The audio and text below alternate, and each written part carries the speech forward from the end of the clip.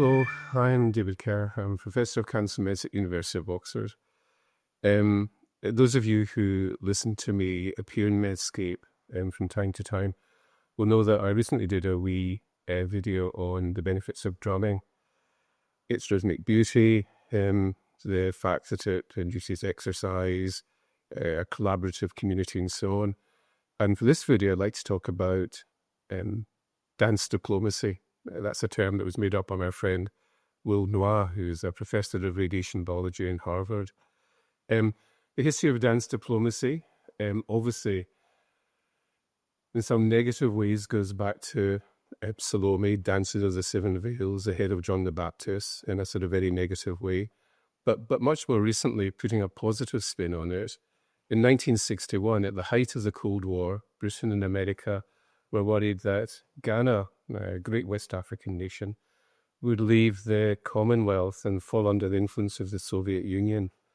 This was seen as a bad thing, potentially, the Soviet Union having a foothold in Africa in those heady, difficult days. Up stepped the Queen Elizabeth II, Queen Elizabeth the Great, then aged 35, in a mission to persuade the Ghanaian president, Kwame Nkrumah, not to leave the partnership of nations which she so cherished.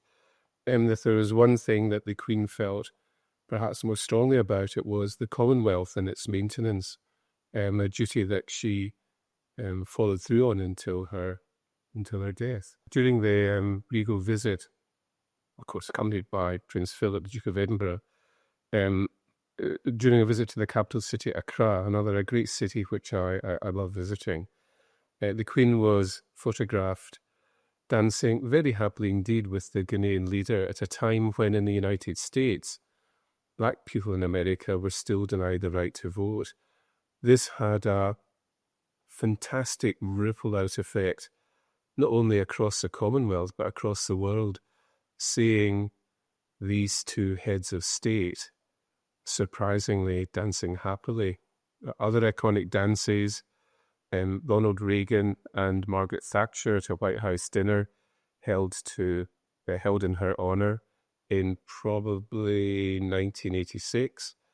And again, the year before that, again with the involvement, this time not of President Ronald Reagan, but of First Lady Nancy Reagan, John Travolta was persuaded to ask Princess Diana to dance. And again, an extraordinarily iconic dance that rippled throughout the world at a time when Princess Diana was doing some fantastic work on HIV/AIDS, and some very memorable other images coming from that meeting.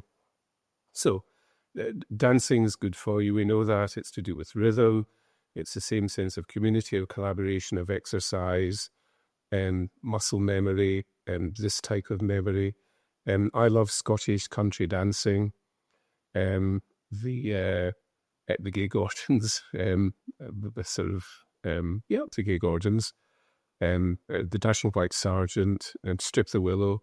A fantastic way of really getting things going to the rhythm, often of a pipe band, another interest of mine. But my dance diplomacy stemmed a couple of years ago when Will Beatrice Ade, a fantastic breast cancer surgeon from Ghana, chaired the Lancet Oncologist Commission on Cancer Control in Sub-Saharan Africa. We decided to launch the commission report, a rather important piece of work, I think, in Ghana. And it went terribly well. We went to the north to the garden city of Kumasi, where Beatrice has her hospital, which she's done an enormous amount, to raise awareness around breast cancer and its treatment. And in the video which accompanies this, you'll see me make a complete dysrhythmic fool of myself doing dad dancing with some of the breast cancer survivors and their families who know how to shake a rug. So you'll see me I look a complete imbecile. But it was fun and it broke barriers down, and the ladies liked it very much indeed. So it became a thing. So everywhere we went, every part of our tour around various other elements of the Ghanaian cancer system, I was known as Dancing Dave. I was persuaded repeatedly to get out front and to shake an incredibly inelegant rug with it going that way. Why are we talking about this story? Because it's dance diplomacy. It's about people expecting someone like me, stuffy Oxford Don professor, aging cancer professional type person, to be that rigid, distant, reserved, the sort of scientist that one would expect. And therefore showing that a glimpse of that sort of human side helped to break those barriers down, all of humanity in it together type sort of thing. So again, have a look at the videos, have a good laugh. Undoubtedly you will. You'll see some other of my friends and colleagues there. Have a good laugh about it. But think also how you might not dance your way through